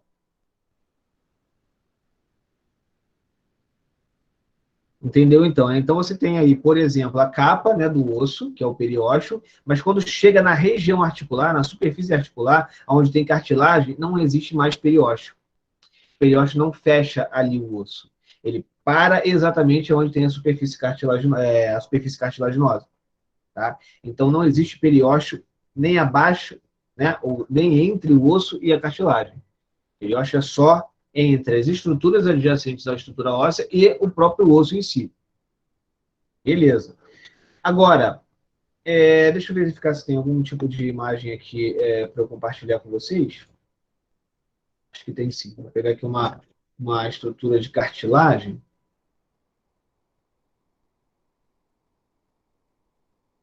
para isso ficar bem específico, bem tranquilo para você. Vamos lá. Vai ser melhor quando eu compartilhar isso com vocês, né? Deixa eu pegar aqui uma figura legal para mostrar a vocês. Acho que é melhor mostrar uma figura que vocês já tenham mais intimidade, vocês já tiveram a anatomia. Tá, vou pegar aqui a articulação glenomeral.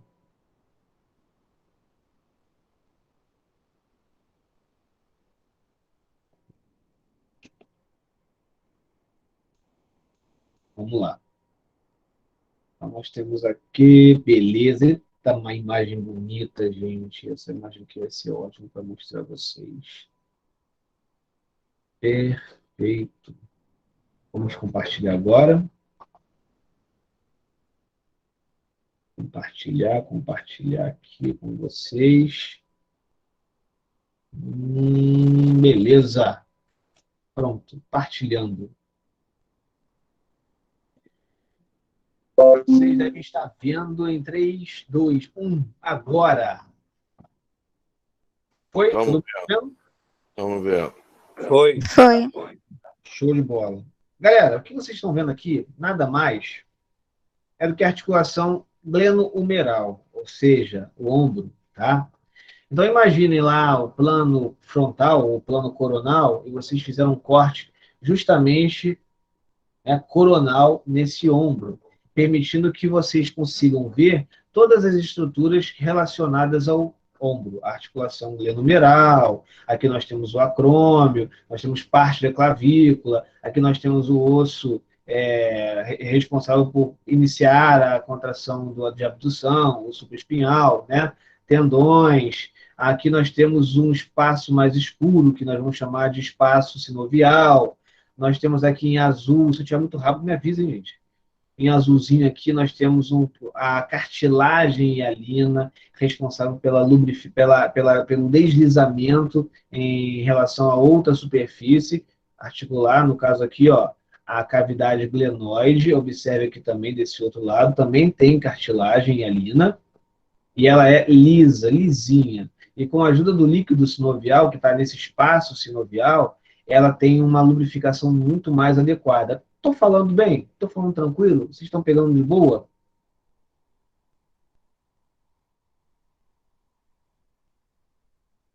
Beleza, então. Seguindo, então, aqui. Mas se bem que o sim do Alan... Tá, beleza. Josi está de boa, Maria Clara também está de boa, Luan, show. Tá ok. Se alguém não pegou, é só falar. Continuando aqui. Então, óbvio que essa estrutura articular, ela é uma estrutura que vai ser protegida, né, das estruturas mais ao redor, as adjacentes, né? Protegida dos ossos, protegida do músculo, protegida das outras estruturas de forma geral. Então, ela vai ser protegida com o que nós chamamos de cápsula articular. Ou seja, tudo isso que nós vimos aqui, ela vai ser encapsulada. Deixa eu pegar uma outra imagem aqui fechada para vocês verem. Aqui. Prontinho. Então, agora nós temos uma imagem inteira. Tem seu lado bom na internet, tá vendo, gente? Essas aulas ao vivo tem o lado bom que você pode entrar na internet e já mostrar algumas coisas. Claro que essa articulação ela vai apresentar não somente a cápsula, mas também alguns outros ligamentos, né? Mas a cápsula em si, ela vai envolver a articulação, ou seja, o que tem lá dentro é somente líquido e as estruturas cartilaginosas. Como mostrei nessa imagem aqui. A estrutura fechada vai apresentar não somente a cartilagem hialina de um lado da superfície óssea, como também no outro osso, na superfície óssea, e o envoltório chamado de cápsula articular, que vai ter dois tipos de membrana. No caso, duas capas. Uma capa interna, chamada de membrana sinovial, é a parte mais intrínseca. Observe essa parte mais avermelhada aqui, de dentro da articulação. Observe essa parte toda avermelhada aqui. É a membrana sinovial. A parte mais esbranquiçada, do lado de fora, é a cápsula, a cápsula externa, né, da cápsula articular. Obviamente, a cápsula externa ela é formada não somente por fibroblastos, mas também por outras proteínas, como o colágeno, a elastina. Isso permite que haja uma resistência e uma elasticidade, uma tensão adequada para que essa articulação permaneça firme ali. E aí, quando eu falei com vocês sobre a membrana sinovial, essa cor avermelhada, essa membrana sinovial, ela é da articulação a parte mais vascularizada que nós vamos encontrar. Ou seja, a membrana sinovial, ela vai conter vascularização, sangue, mas só nela. Da membrana sinovial para esse espaço escurinho aqui, nós não vamos ter mais vascularização, nós vamos ter apenas o líquido sinovial. Eu quero que vocês me digam, até aí, tudo bem?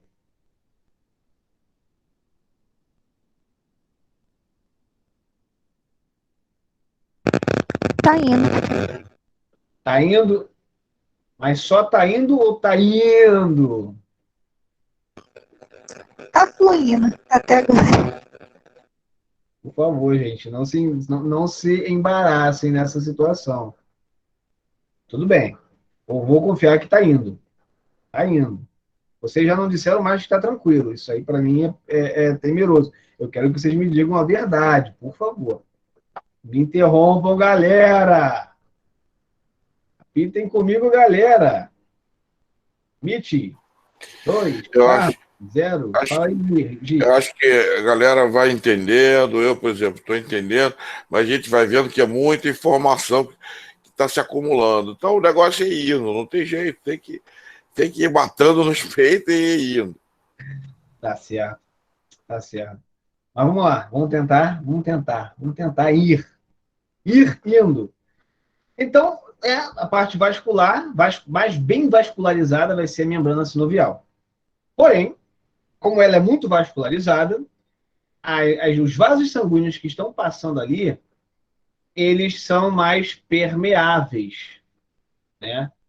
De forma geral, os vasos sanguíneos eles têm uma determinada permeabilidade. Não somente essa, mas como qualquer outra parte do tecido, eles podem ser permeáveis. Vocês sabem o que é permeável? Claro que sabem.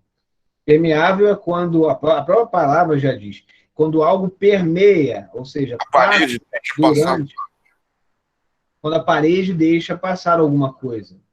Então, se esses vasos são permeáveis, não são totalmente permeáveis, eles são semi-permeáveis, eles vão deixar passar algumas coisas. Fragmentos, moléculas menores do que uma célula sanguínea. Então, o sangue não entra.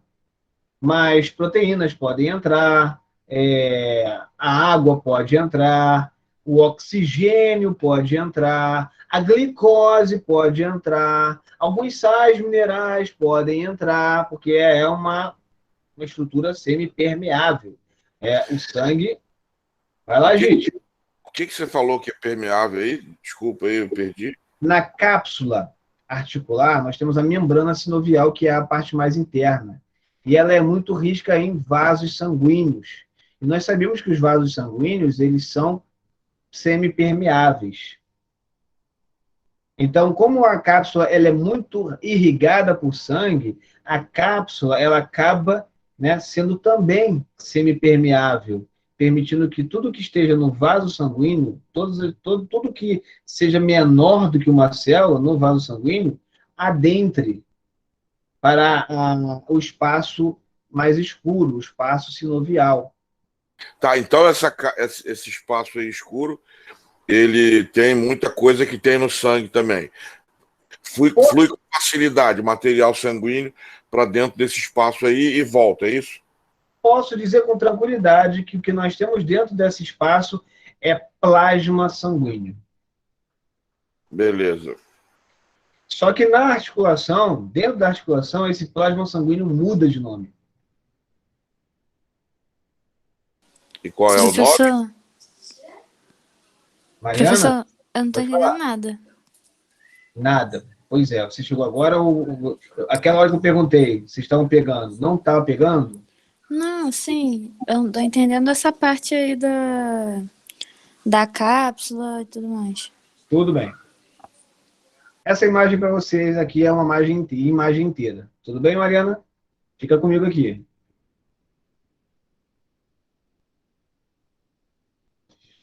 Cápsula articular, ok?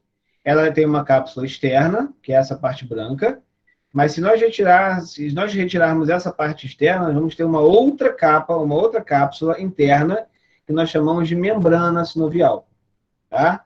Então, são duas capas que nós temos aqui, duas cápsulas articulares, uma externa e uma interna. Tudo bem, Mariana? Sim, a membrana é a cápsula interna. A membrana sinovial é a cápsula interna. A membrana sinovial, ela é muito vascularizada, tudo bem? Sim. Se ela é muito vascularizada, significa que, óbvio, passa muito sangue, e nós sabemos que os vasos sanguíneos, eles são semipermeáveis, ou seja, as paredes dos vasos sanguíneos, eles vão permitir, né, que algumas substâncias do sangue permeiem, né, passem pela parede do vaso sanguíneo. Tudo bem? Sim. E como ela está muito colada, muito ligada diretamente ao espaço intraarticular, tudo que permear os vasos sanguíneos vai para dentro do espaço articular. Essa parte mais escurinha aqui. Tudo bem? Tá, então esse espaço é o espaço intraarticular, é isso? Exatamente. Entre as duas articulações. Aí o que vier, as substâncias que saírem dos vasos sanguíneos vão para esse espaço. Exatamente. E quais são essas substâncias? Substâncias contidas no plasma sanguíneo, assim como o próprio plasma sanguíneo, né? Água, nutrientes, oxigênio, minerais, né? Sódio, né? Um mineral, basicamente. Então, tudo isso vai para dentro do espaço intraarticular, dentro da articulação. Tudo bem? Sim, entendi. Perfeito. Então, já que você entendeu isso, significa dizer que esse líquido que está dentro dessa articulação, o plasma sanguíneo, dentro da articulação ele vai ter um outro nome.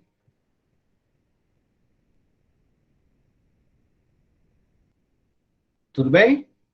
Tá, que é o líquido sinovial. Exatamente, Isso. o líquido sinovial.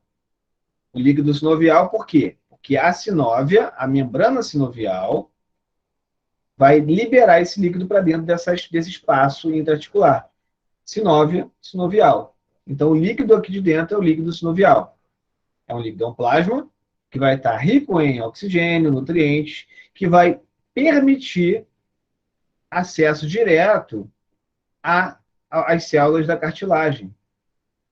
Então, a cartilagem, ela é um tecido avascular, porém, esse líquido sinovial, ele vai permitir que haja o que? A nutrição desse tecido cartilaginoso. É claro que as células mais externas vão ser nutridas imediatamente.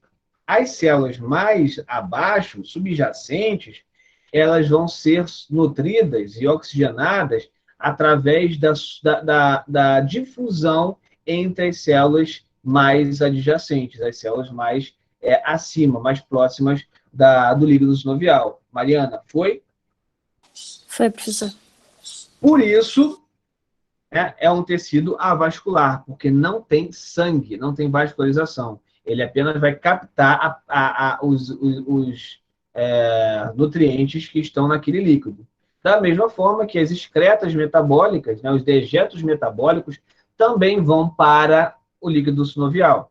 E aí, óbvio, por diferencial, por gradiente de pressão, osmose, você vai ter aí a devolução desses dejetos metabólicos para a corrente sanguínea, através da própria membrana sinovial, permitindo que a excreção aconteça para dentro da circulação.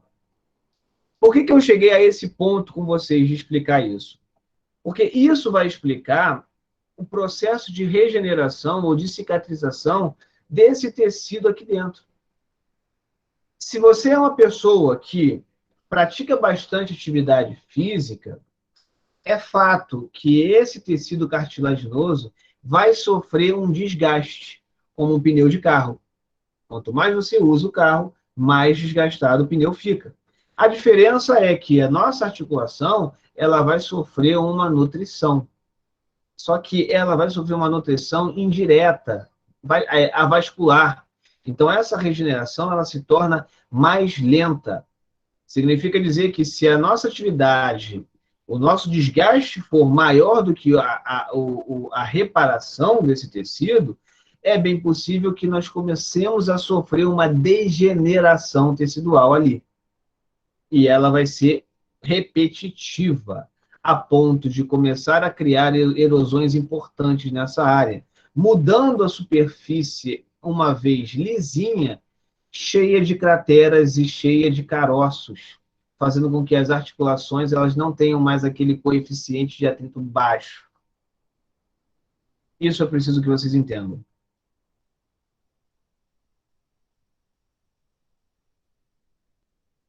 Tá indo? Então vai deixar a superfície crespa. Exatamente, de uma forma mais didática. É crespo, né? Vai ficar mais áspero, né? O coeficiente de atrito vai aumentar. Exatamente. Então é isso aí.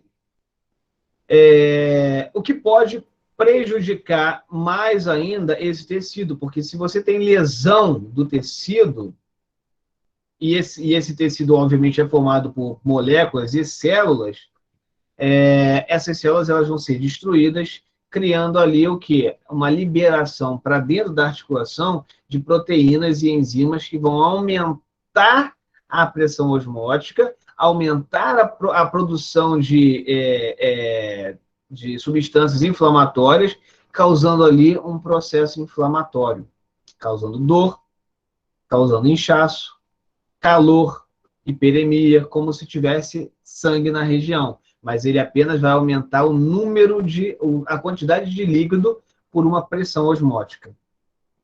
Isso é importante também vocês entenderem.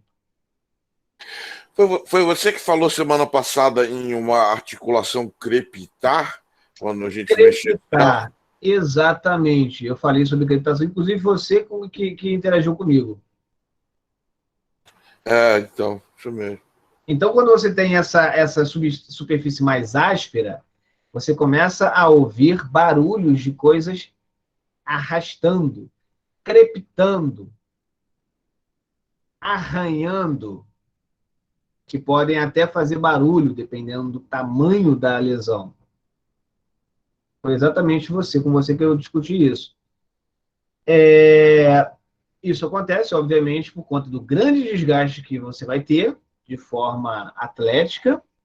Só que, como é um atleta fazendo, você vai ter uma grande vascularização da membrana sinovial, você vai ter a troca ali de dejetos com nutrientes. Então, por mais que haja o desgaste, essa superfície ela não vai apresentar uma crepitação tão intensa. Ela pode apresentar uma crepitação muito intensa se houver alguma lesão, ou se a pessoa que for sofrer esse tipo de atividade for aquele jogador de futebol de final de semana, que acaba sentindo dor na segunda-feira, na terça-feira no joelho, fica com o joelho inchado, tem que botar gelo para melhorar e tal, e aí depois volta ao normal. Basicamente, esse é o processo que acontece na articulação. Tá? É um exemplo que eu dei na articulação. Então, o processo inflamatório pode existir, pode haver algum tipo de derrame articular, quando há um extravasamento ou uma ruptura da cápsula articular, e aí sangue entra na articulação, isso não é um bom sinal, é necessário que haja a drenagem desse líquido, desse sangue, através de uma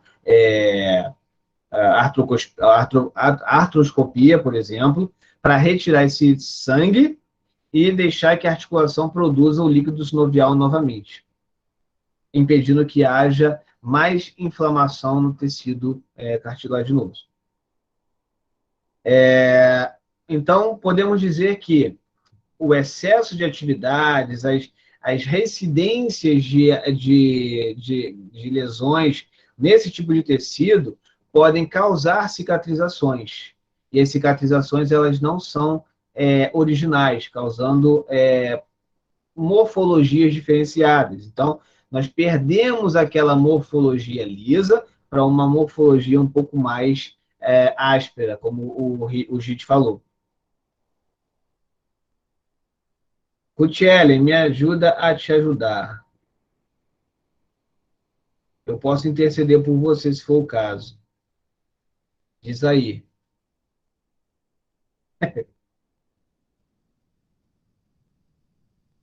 Tudo tranquilo. Deus me livre, tudo tranquilo. Me tira uma dúvida. O ácido hialurônico, ele ajuda a produzir o quê? Ele ajuda a produzir mais colágeno, por exemplo. Ele ajuda a produzir mais proteínas novas, mas a regeneração celular acontece de uma forma muito mais alinhada, né? Não é à toa que as mulheres usam muito ácido hialurônico na região da pele, para sustentar mais o colágeno que existe na região. Obviamente, você vai ter condições de utilizar isso onde houver colágeno. Na articulação, ela tem colágeno. Entendi, porque eu tenho impacto femoroacetabular e meu médico receitou eu fazer esse procedimento cirúrgico. Aham. Só que aí tô correndo disso porque já fiz a artroscopia do quadril esquerdo e continuo sentindo dor. O ácido hialurônico vai ajudar você em relação a essa cartilagem.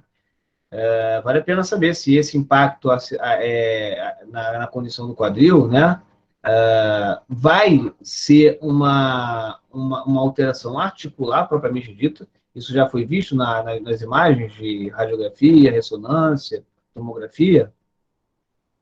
Já foi sim. Então, está confirmado que há uma alteração na morfologia da articulação, né? Isso. Marcelo, se há essa alteração, sugiro que você siga as orientações médicas, para não prejudicar mais ainda. Quanto mais irregular é a superfície, mais atrito se tem e mais desgaste se tem, a ponto de aumentar ainda mais a irregularidade da superfície articular. Ou seja, é uma bola de neve. Então, Marcelo, segue as orientações. Inclusive ele falou que possivelmente eu sou um forte candidato a botar prótese no quadril. Ô, desgraça. Já que ele falou isso, eu não preciso me preocupar em falar. Seria o caso, sim, né? Já que você tem irregularidade da superfície articular do acetábulo, ou da cabeça do fêmur, talvez seja interessante essa artroplastia. Mas vai depender muito do que você faz, né? Da sua atividade. Se você depende, também tem um monte de coisas que você tem que colocar e mensurar. Tá? Mas às vezes sim, né? Tranquilo. Tanto é que tem alguns pacientes que a gente até orienta a procurar um ortopedista cirurgião ortopedista, para verificar se não existe a necessidade, por exemplo, no joelho, ou no tornozelo, ou até mesmo no quadril, de uma substituição, né? Uma artroplastia, né? Para melhorar a condição de vida do paciente. Né? Então, assim, dependendo da idade, eu acho que é uma boa, né? Vale a pena. Vale mesmo a pena. Toda cirurgia, ela tem lá, a gente tem o medo específico, mas se isso for para melhorar a condição, e nós estamos falando de uma articulação bem complexa, como é a do acetábulo, né, a cabeça do fêmur e o acetábulo, eu acho que vale a pena você valorizar a sugestão do médico, mas também vale a pena procurar outras opiniões médicas, tá? Acho que isso é válido. Justo, isso que eu vou fazer. Porque às vezes você tem outra forma, né? Ele vai te perguntar qual é a sua necessidade, o que você quer, qual é a sua situação, se você é um atleta, se você é um praticante de esporte, se você é uma pessoa que apenas senta, né? Como fisioterapeuta, acredito que não seja o caso, né? Você vai ser um cara bem proativo, bem dinâmico. Então, de repente, vale a pena você botar aí na balança o que é pró e o que é contra, tá? Mas sem medo, sem medo. Tranquilo. O que tiver que fazer, faça. Se há opção, poxa, faça, não tem problema. E aí, por que eu falei tudo isso, gente? Por que eu falei sobre todas essas situações? Porque, como eu falei na semana passada, a gente vai ter pacientes que são, grande parte deles, oriundos da ortopedia, oriundos da traumatologia, da própria reumatologia, entre outras áreas. E quando a gente fala de alterações articulares, alterações, né, do tecido do tendão, alterações do tecido de ligamento, entre outras alterações, a gente tem que lembrar que o nosso organismo ele é capaz de se regenerar e também é capaz de cicatrizar. E se a lesão ela for uma afecção, né? Se a afecção for uma lesão rotineira, né, recidivante, é bem possível que ela perca a capacidade de regeneração e passe apenas a cicatrizar, gerando ali fibroses na região, na própria articulação, no próprio tendão, como a gente falou inicialmente sobre as fibras elas não terem alinhamento adequado, isso começa a se tornar uma realidade no tecido. Uma vez que você tem várias repetições dessa lesão, pode chegar uma hora que esse tecido ele se cansa de se multiplicar, de se regenerar e começa a fibrosar, a gerar cicatrizações. E aí é que está. Como que nós vamos lidar com pacientes que sofrem esse problema? Será que determinados tipos de técnicas nos ajudam a desenvolver uma melhora dessa fibrose? Ou desfazer essa fibrose de algum jeito? Existe algum recurso que nós podemos utilizar? Então, a gente entendendo a fisiologia, né, como acontece de fato, como que a cicatrização ela acontece, como a regeneração ela acontece, fica mais fácil para a gente acelerar um processo de cicatrização, um processo de regeneração. Fica mais fácil a gente tratar o paciente, diminuindo a dor desse paciente. Por isso que as informações, apesar de serem pesadas, elas são tão importantes para o entendimento das patologias que nós vamos discutir nas semanas seguintes, né? Nas próximas semanas.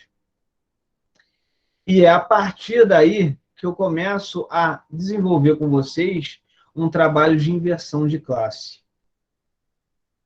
E já gostaria de saber, antes de eu falar sobre esse trabalho de inversão de classe, eu já gostaria de saber se o que foi falado até agora foi bem absorvido ou foi bem entendido por vocês. Se há alguma pergunta que vale a pena ser registrado nessa gravação, antes de eu finalizar a gravação. Pode recuar lá no primeiro momento e fazer a pergunta mais básica, talvez mais idiota? Por que não? Nenhuma pergunta é idiota. Se alguém me perguntar o que caracteriza um problema reumatológico, eu não sei responder. Por um tipo assim, em palavras simples. Não sei nem se eu sei em palavras complexas, aí que eu não vou saber mesmo. Então, assim, o mais básico, por que essa disciplina se chama fisioterapia reumatológica?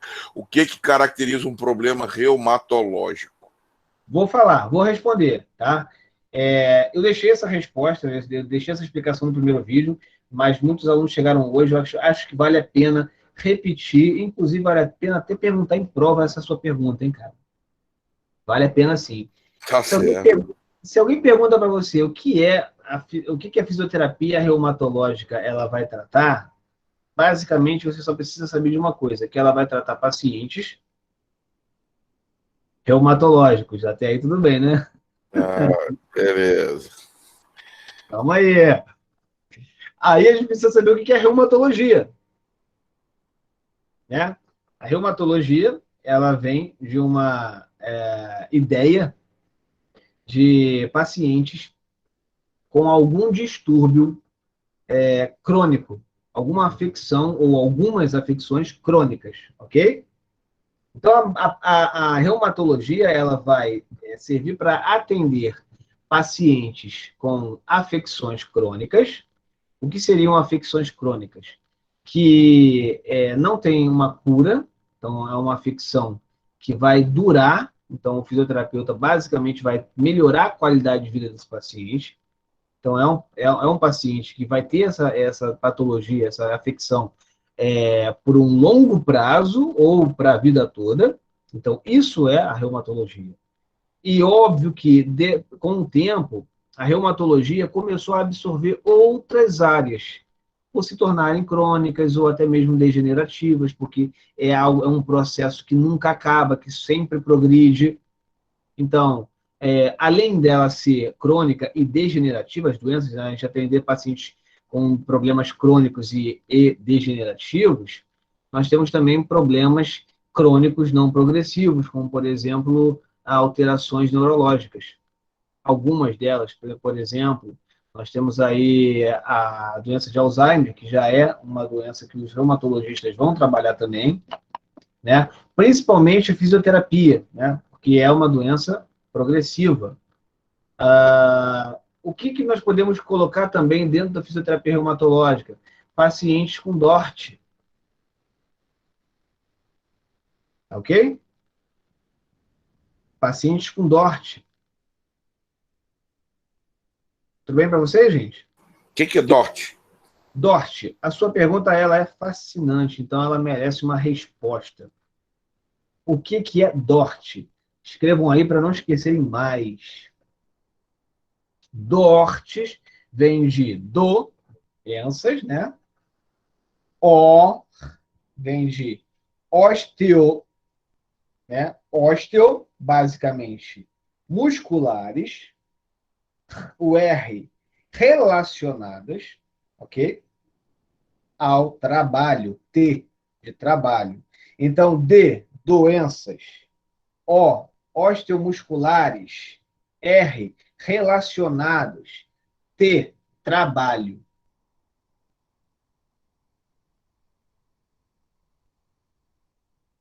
Doenças que a gente começa a adquirir no trabalho, por exemplo. A pessoa, ela é datilógrafa e ela vai ao médico porque está com algumas dores localizadas na mão, não consegue abrir ou fechar a mão direito, ou tem fraqueza, e o médico gera um diagnóstico de síndrome do túnel do carpo, por Ler, né? Por Ler. A Ler não tem relação direta com o trabalho.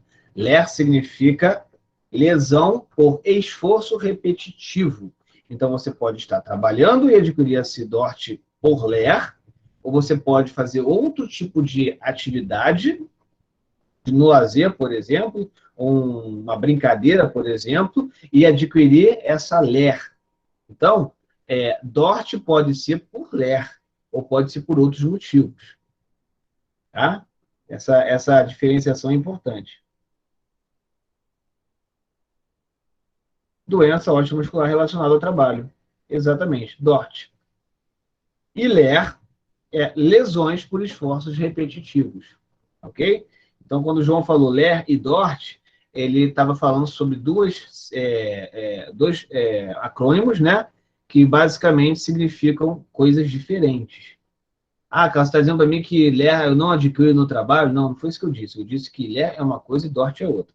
DORT se adquire no trabalho. Mas a LER pode se adquirir em qualquer lugar. Também no trabalho. Foi feita a diferença?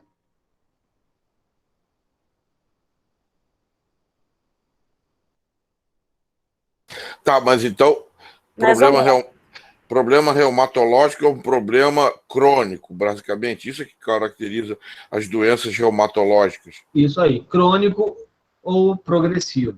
Ah, tá, progressivo. A etimologia, que eu não sei se seria reuma, da ideia de derivar, então é uma coisa que vai progredindo, derivar, disso aí? É isso aí, a etimologia? Não, na verdade, sim, derivar, mas não porque é progressivo, tá?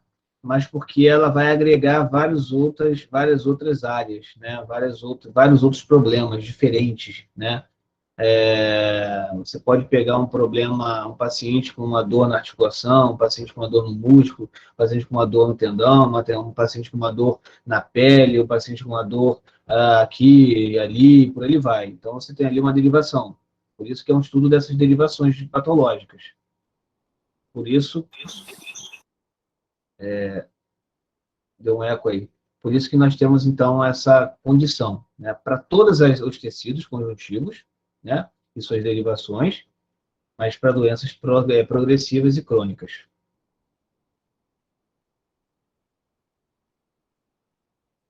Gente? Beleza. Beleza? Eu ouvi alguém me chamando com uma vozinha feminina. Não, eu tinha perguntado, mas o Gite falou, aí você respondeu. Show, beleza. Então, basicamente, a gente vai trabalhar com isso também. Inclusive, nós vamos falar sobre DORT, né? Vamos falar sobre algumas patologias que podem ser relacionadas diretamente ao trabalho. E já que nós estamos falando de DORT, e antes, obviamente, né, vou guardar isso, DORT, tá? Alguém tem alguma pergunta a mais a fazer, além do que a gente fez? Posso interromper a gravação?